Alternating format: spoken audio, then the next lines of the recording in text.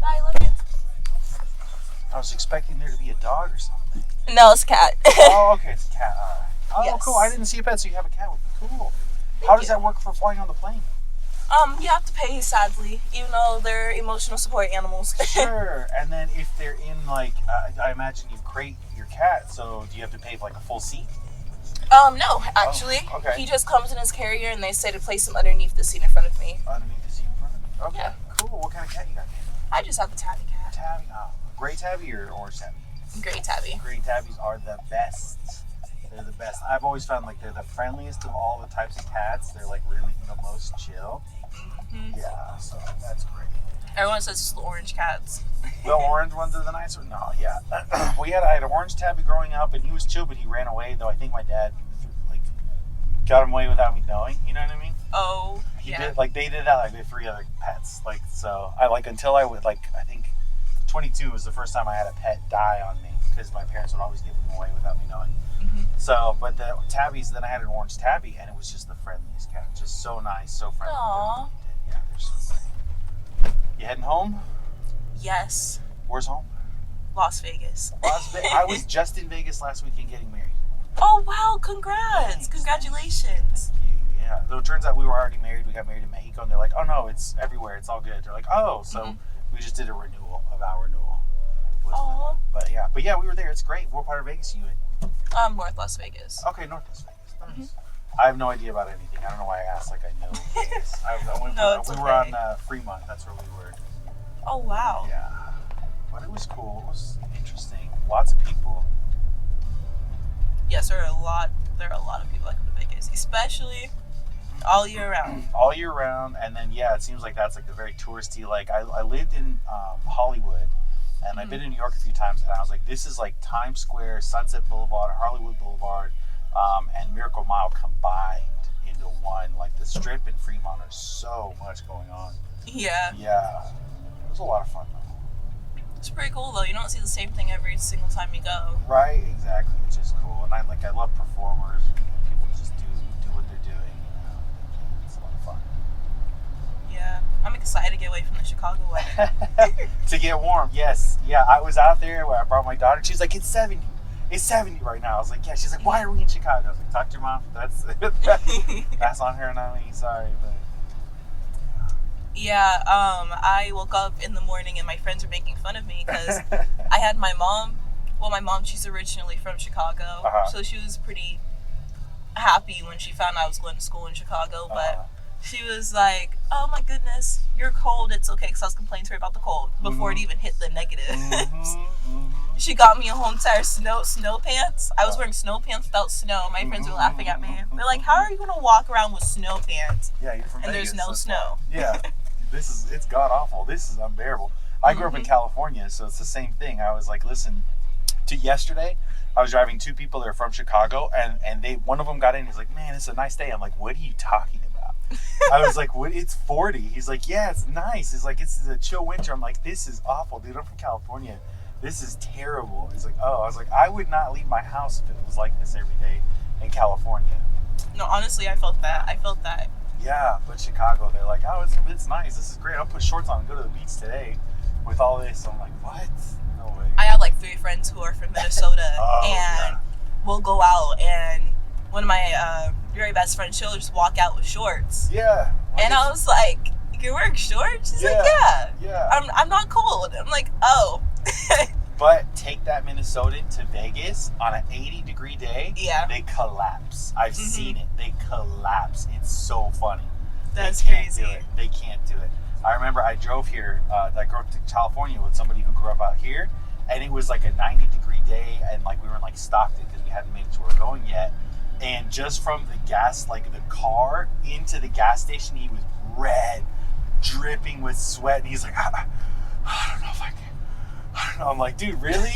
I was like, I don't think I'm this bad when it's cold, man. I think you're exaggerating. He couldn't do it. Like, it's only 80. Yeah, I was like, it's 80. This is beautiful. What are you talking about? Because I turned around and be like, isn't this great? And he's like, I don't know what you're doing. I was like, yeah, dude, no, that's how it is. Some people, they like this. Some people, they like over there. I tell my now wife, I go, I'm a lizard. I need it hot. I need sunshine or I can't function. That's how I work. You see, that's exactly how I am. Yeah. I need warmth. I need to not be cold. I need to walk outside and the only coolness I should be feeling is on my nose. Yes. Every single part of me should be warm. Yes, yes, it's gotten me so many times because again, I grew up in California. Mm-hmm. You don't think about the weather, you just go outside. You got jeans, you go outside. You got sweats, you go outside. Doesn't matter what you're wearing. Any time of the year. Because I also lived in Los Angeles for a little bit. So nice, yeah. This is a 323 cell phone number. I will never give it up. I lived in LA for 10 years. All my 20s I lived there. And same thing, right? Yeah, it's hot, it's nice, it's warm. You don't have to think about it. So here, one time when it was like snowing, I was like, oh, I got to take the trash out. I'll just take the trash out. Put my shoes on in shorts and like an under muscle t-shirt, and I go and I come back and I'm like, shake. My friends are like, what are you doing? I was like, I think I almost died. They're like, yeah, what are you doing? Because in California, you don't think, you just go. But no, not here. There's no such thing as, let me just run outside real quick and come right back. That's not a thing. You know, I experienced for the first time, like, having my hands feel so cold to the point that they feel like they're going to explode. I did not like that. Yeah. I wanted to cry. Oh, I actually did cry. I did cry because I had my math final. Ooh, and I found out that my graphing calculator wasn't working. Oh, no. So I went ahead and had to run all the way across campus before my exam started. Wow. And I went to my friend and my hands were burning and they felt like they're going to explode. I'm like, I'm done. I want to go home. Yeah, because they weren't covered, so you just had that explosion. Oh, no. I moved here in 2013 and then back to California and then back in 2018. And in 2013 was a polar vortex. It was the coldest winter they had in 30 years in Chicago. And that's where I learned that bone-chilling cold is an actual sensation. The wind cut through everything I was wearing into my bones, and I felt my bones shiver inside my body. And I was like, I'm not going to make it. I'm not going to make it. And I'm telling you, everybody says, oh, you acclimate. I have not acclimated. I just have snow-induced PTSD. Like, I'm done. If I see it, I can't go outside. I'm done doing anything. I'm just shut down. Yeah. Yeah. Oh, wow. That is crazy. I'm so sorry you had to go through that. That is crazy. Yeah. On top, it was a long, terrible. And it was one of those winters that never ended. It started in October and it went until May the next year. You see, I've been told that it can keep snowing for that long. You're like, it doesn't need to do that while I'm here. It snowed until June last year. Did you just get here this year then? Yes. Okay, so this is your first one. Okay. Yeah, I'm hoping. I'm rooting for you. I'm hoping. I actually live right over here. I'm right by the lake. Let me go to the lake a little more this year. Last year we couldn't go to the lake till July. This summer couldn't go till July because it was legit. I think it snowed like middle of June last year, and then finally July it got to like 80. I was like, okay, I'm going to the lake. Let's go. That's crazy. Yeah. It's crazy how Chicago weather it just snaps and it's boom, it changes. Yeah, you don't expect it, you don't see it, and it'll just go. And this has got this fluctuation where it'll be like 10 degrees, and then it'll go up to 40, and then it'll go down, and then up, and it's really different than, I would say, usual. It's fairly consistent. Once it's cold, it stays that level of cold for a while, but this one seems to be jumping. So what brought you to Chicago? What are you studying at Loyola? Neuroscience pre-med. That's so cool. It's difficult. I'm sure. Thank you. Yeah, that's so cool. I love like the neurology and the wiring in the brain and like how stuff all that is, because you can see once you see like how those little patterns get created in people. You see people like living them out, like how they're going through. I do this. Like for me, it was like I was a smoker. As soon as I got in a car, I would light a cigarette, and it even now after 15 years not smoking, I still want one as soon as I turn the engine on. And it's like that's just the wiring that's there, that's just used to being there. But that's cool. What made you decide to go into neurology? I'm just like interested in the brain things last year, and I'm not gonna lie, Grey's Anatomy inspired me a little bit. It inspired me a little bit. I was like, maybe this will be fun. Yeah. Maybe this will be a nice career, and I can help people out and stuff like that. Like, I'm gonna go ahead and give it a try. Yeah. What do you want to do with the neurology? Like, do you want to specify in some type of action, or? I was thinking of being a neurosurgeon, but then lately I've been thinking of specializing in like, the doctors that specialize in helping people who have scoliosis. Ooh, yeah. Since like it runs in my family. I don't have it, but it runs in my family, and I was like, that would be an interesting thing to do. Because neuroscience, you're working with all the nerves, and you're also working with the brain and the back especially. Yeah. Because that's where everything's really connected. Sure. Yeah, there was, I read somewhere with like the theory that it's like you're actually a brain and nerves, and that's what you're propagating, because that's the source of everything that controls everything you're doing. You're basically a brain in a meat suit coming around living, and that's the genes that you're propagating the most. And it's like, yeah, the nervous system is the method of control for all of the body, which is really interesting. Yeah. Yeah, but that's cool. So when do you get to like start working on cadavers and actually like dissecting brains and all this stuff? It's going to take a while. I have to go through undergrad, and then after I go to undergrad, I have to get to medical school. Right. And then after medical school, it's an internship. I have a long road of education ahead of me. Yeah, you're just getting started. Yeah. Okay. But I like school, so it's okay. That's good. That's great. But it's funny. I went to this career, and I don't like chemistry at all. At all. Still getting my chemistry results to make sure I pass my first chemistry class of this semester. It's so very difficult. Yeah.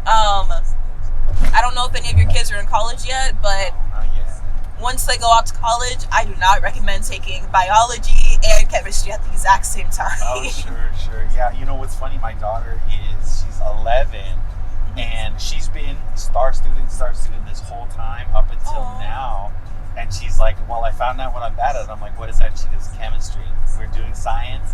And she's like, and I just don't understand it. And I'm like, oh no. So I'm going to see, like, so when I'm not doing this, I'm a cloud infrastructure engineer. So I'm a little nerdy, you know?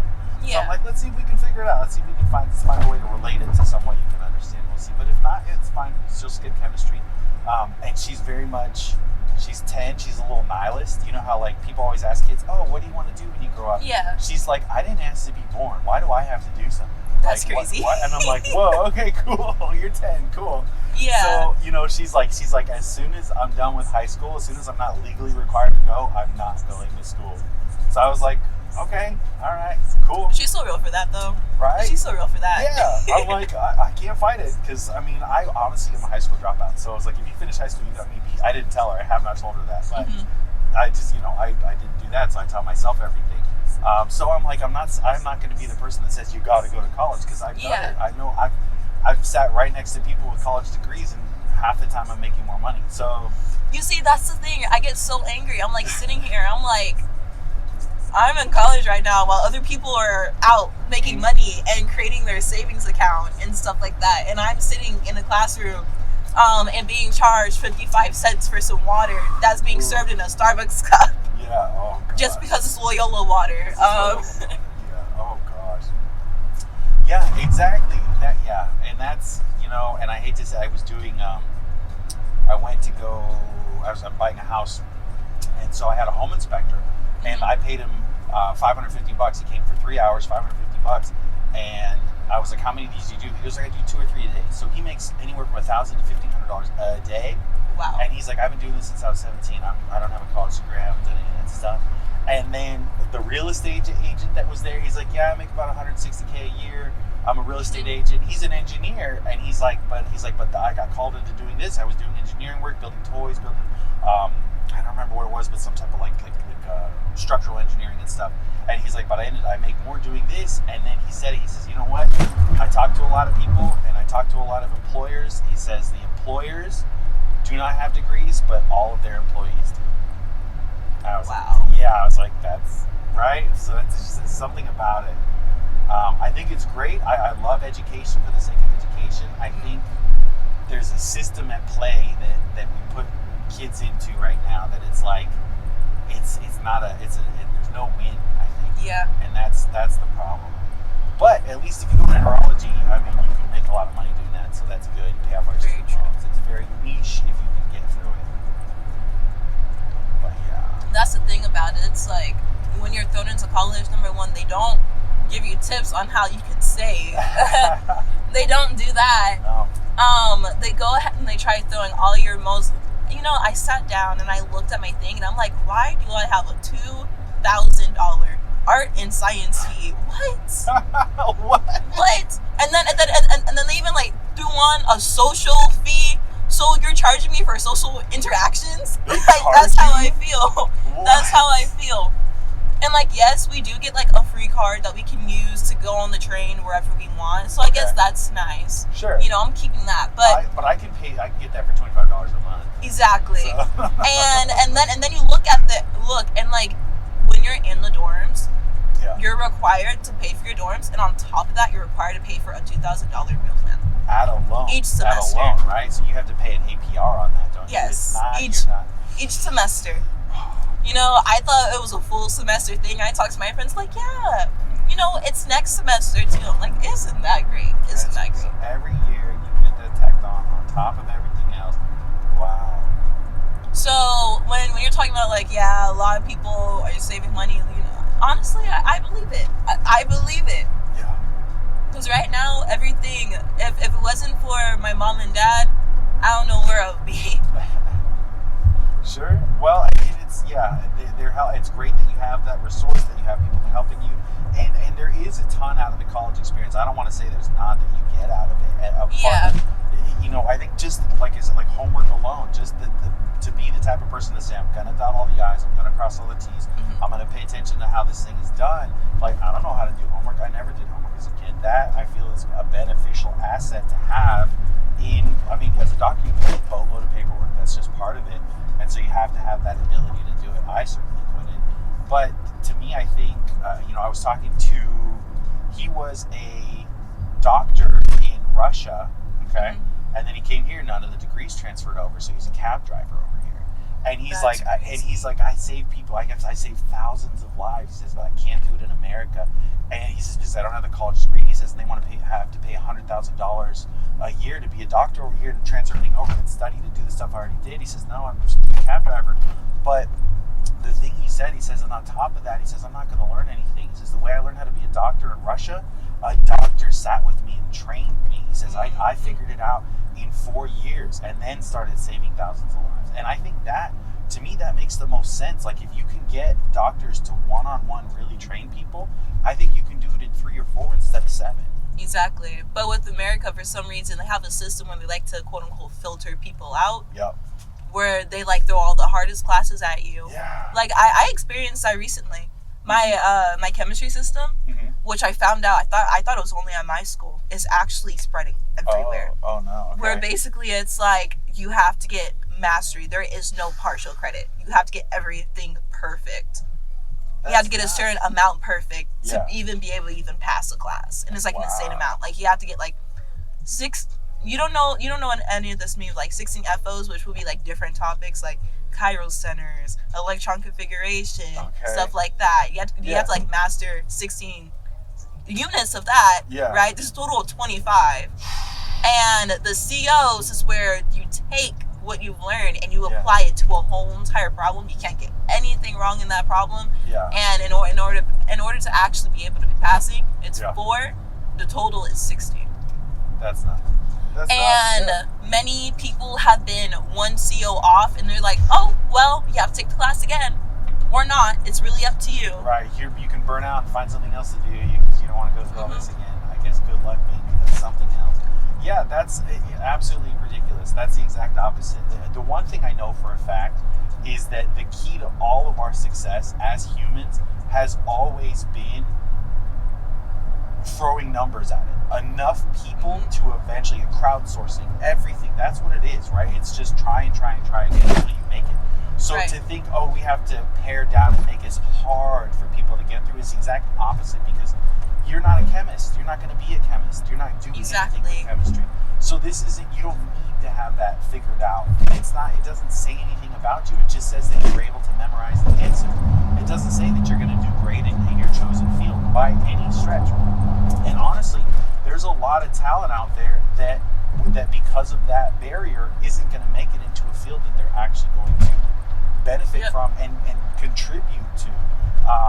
In Cuba, they made all education free, and they have a fleet of doctors that just go around the world now, and they have a functioning, working, delivered, vaccine for lung cancer. Wow. It's just numbers. That's it. Like, it's just numbers. If we just let everybody that wants to be a doctor try to figure, we'll start curing diseases. It would just happen because of it's crowdsourcing, and that's honestly all that's ever been how we succeed. I always say it's overwhelming failure. That's how we succeed. We overwhelm failure. That's it, and that's how we have everything that we have. That's why there's 7.9 billion people on planet Earth. It's because we keep trying to survive. That's it. That's the only reason we've made it to this point. And it's interesting because the U.S. is always complaining, we don't have enough doctors. Right. We don't have enough physicians. We don't have enough this. We don't have enough that. And it's like, oh yeah, in the medical. You guys make it so difficult. You guys make it so expensive on top of that to even further education. In Australia, they have education for free. Yes. I'm not gonna lie, I was tempted. Yeah. I was truly tempted. I'm like, you know what if I just go to Australia? Just go. Like, I think I would prefer to go over there and to get free healthcare. Oh yeah, right. No, I mean obviously this Luigi Mangione, like with shooting the United Healthcare guy, it highlighted it. It made it very broad. Like, hey, we have to do something about healthcare. Yeah. It can't be this way. This is people's survival, And then on top of that, it's like, well, what's in the system? And when you look at the whole healthcare system, like you said, it's like it's so hard to become a doctor. It's so hard to get healthcare. It's so hard to get educated. It's so hard to maintain education.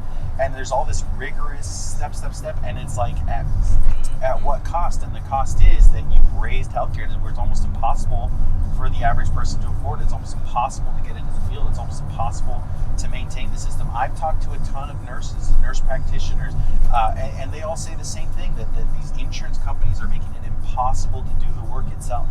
Yeah. That on top of the what's it cost? Like if you break your leg out here and you have to take a car, one of the emergency vehicles, it's $12,000. That's insane. That's nuts. Like it's a ride to the hospital. Like, and that's because the insurance companies are like, well, this is how much ER evacuation is going to cost for you. So here you go. And it's like gas doesn't even cost that much. Yeah. So I don't get that. Right. It just and then you find out that the people that are doing it, right, the drivers, they get $10 an hour. Okay. So if they get $10 an hour on a 20-minute drive, they're getting $3 for that. Where's the other $11,000 going? Yeah. Who gets that? Exactly. The insurance company. Turns out they do. And honestly, the fact that people weren't even upset, the fact that people were like, let's go Luigi guy. I've seen so many TikToks about little Mario and cause his name's Luigi. Luigi, yeah, go for it. Absolutely. Oh, my mom's calling. Oh shit. But yeah, honestly, the whole entire thing, the fact that people were celebrating really says a lot. And it's rightfully so, frankly. It's rightfully so. Like, it's just, this is not, it's people that are looking at dollars and cents as opposed to, like, the human life cost. And the only way they make money is by denying medical treatment that people need. It makes zero sense. I found out that the person who, was shot, who was supposed to be the CEO, lives in Minnesota, right? Okay. Because my friends are Minnesotan. Yeah. They live in Minnesota, and they're like, let me actually Google the part where they're from. And a part of Minnesota that they're from is like a really expensive part of Minnesota. Like to the point where they have mansions on top of like mini islands. Oh, I bet. Oh, wow, yeah. So it's like, okay, so you guys take the healthcare system, place it over here, have rich people decide what they want to do with the healthcare, knowing that they can afford it no matter what price it is. Oh, yeah. And they're basically making their money off of putting other people into poverty just for trying to take care of their own health. Exactly. And it's like, this is the, on the Constitution, right, of the United States, you have the right to life, liberty, and the pursuit of happiness. Well, life is a right to people, and that's healthcare, and you need that to live. So this whole system is just there as a parasite. And honestly, that's the thing where I talk about is like, the reason healthcare has gotten into it is because at college, at some fraternity, one guy who's at the CEO of a healthcare company is in the same fraternity with the person who's in government, and that's his buddy, and he's just going to say, yeah, sure, go ahead and do the thing you're going to do. And that's how it became the system that we have now. And it's just these fraternity brothers. They don't care about other people. They have no worry about it. It's just, we're here to help each other, and that's it. And that's like the government. That's why, cigarettes, we know they're disgusting. We know they kill people. We know they're poisonous. But tobacco companies lobby, which is they pay money to Congress so that they could put the most addictive chemicals they could find in cigarettes to get you the most addicted to them, so you have to smoke. And it's perfectly legal because Congress said it was fine. It's ethically, morally heinous, but it's perfectly legal. And that's the American government that we're in now. That's the system that we're in now. And it's just insane. It just is. It truly is. It's completely insane, where it's like the what does he say? The wolves are in charge of the hen house. We're the hen house. That's it. That's it. They're the ones that they can choose all the laws for us, but they're the ones that devour our existence. It's really unfortunate. Did you know that other people from other countries, like, they want to visit the U.S., but they're scared to come to the U.S. because of, like, the food and everything of that sort? Oh, yeah. Because, and guns. Oh, yeah. I found out, I have a friend, she lives in the UK. Yeah. And basically, a lot of the candies that we have, a lot of the drinks that we have, some of the food that we have, she's never heard of it in her whole entire life. For sure. And it looks different. If it's the same name, it looks different. Like, what is it, like Fanta, that soda? Mm-hmm. Like, over here is corn syrup and dihydroxymethylamine and all this stuff. And over there, they're like, it's water, sugar, and soda. Yeah. That's it, and orange flavor, like actual juice. Yeah. Yeah, no. And it's just... Yeah. And like what you were saying, it's just insane. Like, the U.S. does not care. They just want to make profit. That's all they want. That's all they care about. Those companies have paid for it. That's all they pay. And the Food and Drug Administration it's very easily corrupted. As long as you pay enough money to the right people, you can get your product on the market. And if people die, like we look at like Bayer, 3M, they were dumping poison into the land, into water supplies, killing. Where if you were like if you were pregnant, your kid would die, like the fetus would die. And they're like, well, this is just harming fetuses. It's not people. We don't care. And at the end of it, they're like, well, we're going to charge you $3 million. Well, we made $8 billion, so it doesn't matter. We'll pay the $3 million fine. It doesn't. It's nothing. And that's how they do business. They're like, what's the cost benefit analysis? General Motors, there was like a piece in the motor that would blow up every now and kill the person in the car, cause a fiery accident, people would die. It costs $10 to put the part in every car. And they said it's not worth it because only 1 in 1,000 people die from it.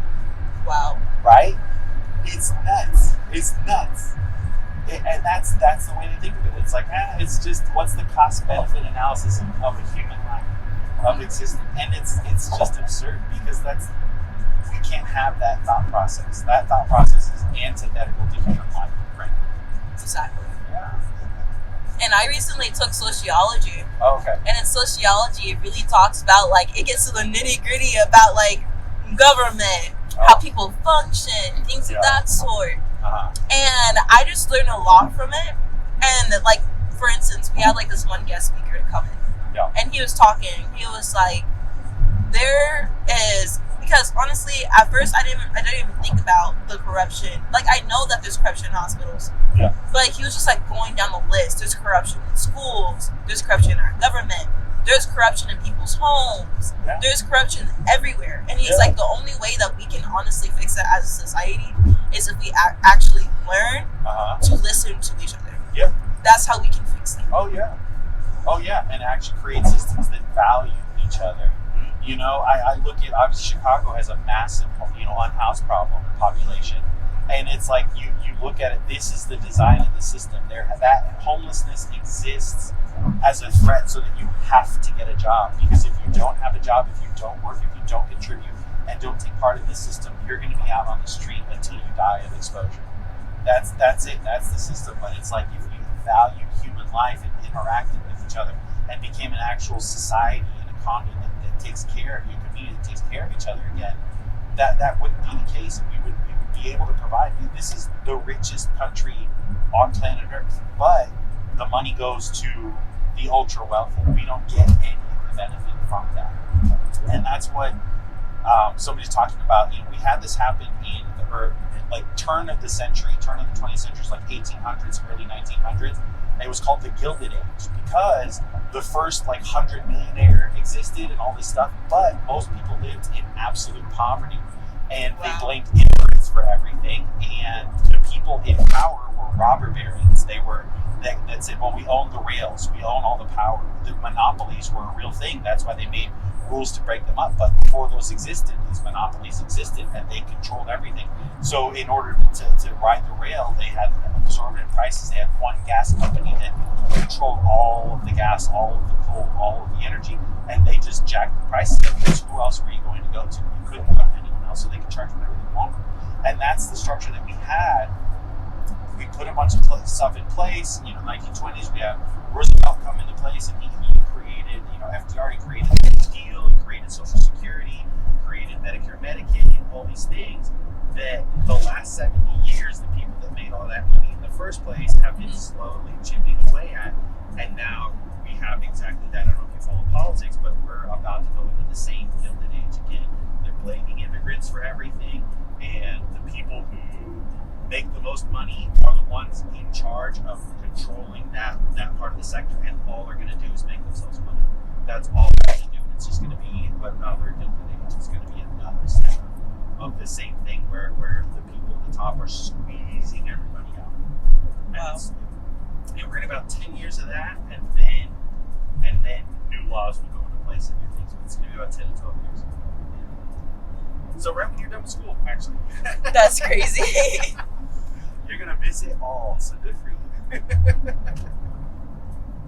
Yeah. That's insane, though. Oh, yeah. That is completely insane. Yep, but that's the structure. That's here. That's how it goes. But it's and that's the interesting thing. It seems hopeless, but if you look at it, and people probably learned in sociology, they talk about how the overall arc of humanity, humans, right? We have about 8,000 years of historical record of China and all that stuff and how we did it. Overall, it's always leaned towards socialism and community and working together and getting better. We just have to look at 10,000, 12,000 years ago, we were tribes. We were very caveman-esque. We were very, if you saw someone that didn't look like you, you just killed them, and that was it. We fought over all resources. And we're just, honestly, I think probably about another 3,000 years away from where we're in a society that actually provides for everybody. We're just getting to it, and that's the overall arc, but it's taking thousands of years to get to it. And it's crazy because we're supposed to be so advanced. Right. So advanced. I tell people, I'm like, people say that humans are the smartest animals. I said, honestly, I think we're the most dumbest. because you don't see a dog looking at another dog and being like, oh, I don't like you. Oh, sure. No, exactly. Just because you look different than I do. And on top of that, we're the only animal that pays to live on this planet. Yeah. We're the only one. And we pay to live on it, and we also pay to destroy it as well. It's just okay. Yeah. And so who knows? I do believe we'll get there. Obviously, if we don't blow everything up, I think we'll get there. But like I said, I think it's just going to take 1,000 years. It's going to take a lot more time than we realize. If you just have to take that 10,000 year view, you got to scooch back and go, okay, all right, it's getting better, but it happens, and there's this wave to it where now we're at the bottom wave of the pulling back and going back to this, so that we then go forward, and it's just that. It's going to take that one event exactly. that changes everything. Right, exactly. And then one thing's better, but it's great. So yeah, my great grandkids, they might live in a much better world than the one I live in, but it's going to take a while. It's going to take a while.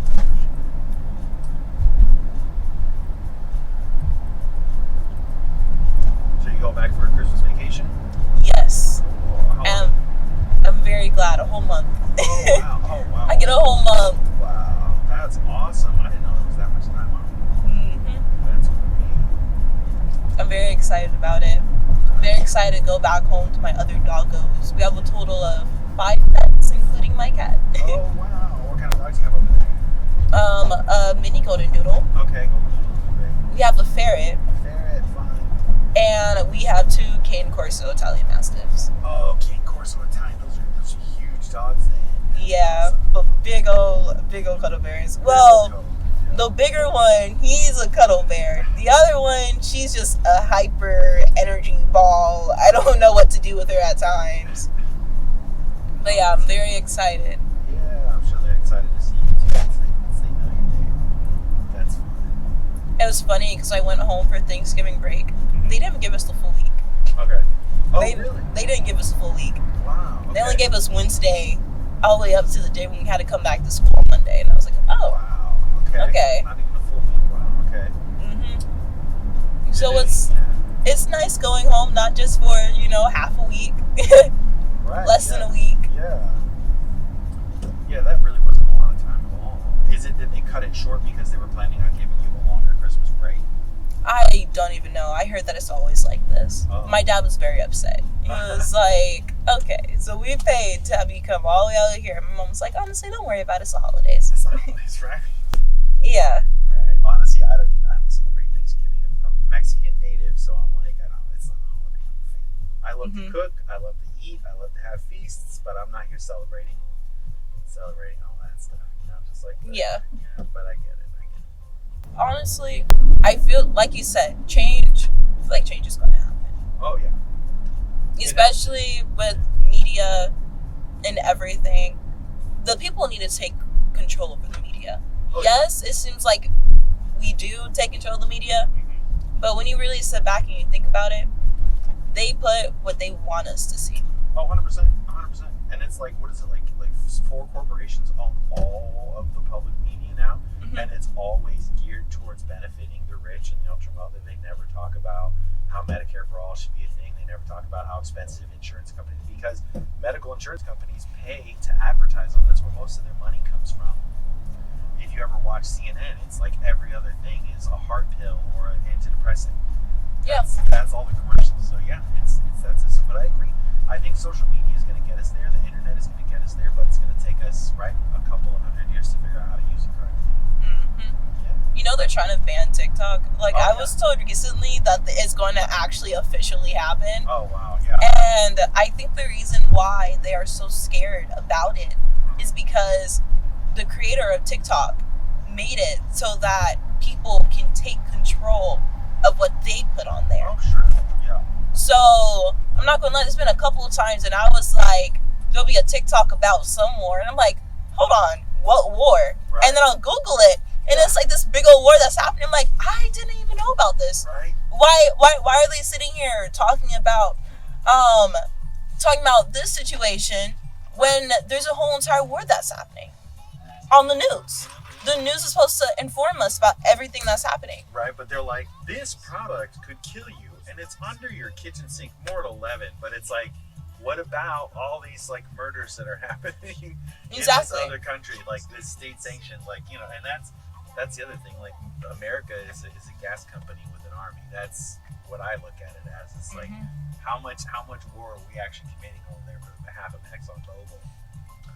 I grew up in after I finished high school, we had 9/11 while I was in my junior year of high school. So all my friends went off to the Iraq War, and it was like, well, what was that war for? We didn't bring any freedom. We technically all lost it. Everything that we built up there was gone. Al Qaeda took over the government as soon as America left recently because of Biden. So it's 20 years, trillions of dollars. Literally friends of mine died out there. Gone. Doesn't matter. Didn't matter. No point. It was just so that the CEOs of the military contractors got very wealthy from it. That's it. That's all. Wow. Yeah. But you don't see anything like that on the news. It's just everybody make sure you wear your American flag and go and pro-America, support the troops, right? And that's it. And that's another funny thing that's about it. It's the fact I remember when I was in school and last year, because last year I was a senior in high school. So last year I was sitting there and they brought in the military and they're like, so think about all the benefits you have and think about this, think about that. And for a very short second, I was like, what if I become a military doctor? That would be pretty cool. Yeah. But then I talked to my nanny and her ex-husband was in the military. Yeah. I have some family that's in the military. And she says to me, Christina. She said, don't do it. Don't do it. She said, when you're in the military, yes, you're getting all those benefits, but the U.S. owns you. Yeah. They tell you when you have to go fight wars. Even if you're a medical doctor, if they run out of people, you're next up. Wow, yeah. So don't do it. Don't do it. No. So I didn't do it. And now it's like recently, like I said, if you go searching for it, it's not on Google. Right. You know, if you go searching on other platforms though, like I said, that are not fully controlled by this government, you learn about the truth. Oh, yeah. You learn about the fact that most people that are in the military, when they leave, they're homeless and they have nowhere to go and they do not have health insurance, so they go back in. Yeah. They re-enlist. Yeah, the VA sucks. The VA sucks. Because if America provided healthcare and provided free education, nobody would join the Army. Yep. That's just a fact. What airline are you? I'm Frontier. Frontier. Okay. Yeah, no, and that's really it. It's part of the recruitment. That's why they go to high schools and they talk to high school kids and get them this idea. Hey, join the Army. We'll pay for education. Give you free housing while you're there. Give you food while you're there. Blah blah blah. And all these things are expenses. But if those things were provided by an actual society, you wouldn't have military recruits. All right, Exactly. here you are. It was so great chatting to me. I love that. Thank you. It was great chatting with you too. Have a wonderful rest of your day. Thank you.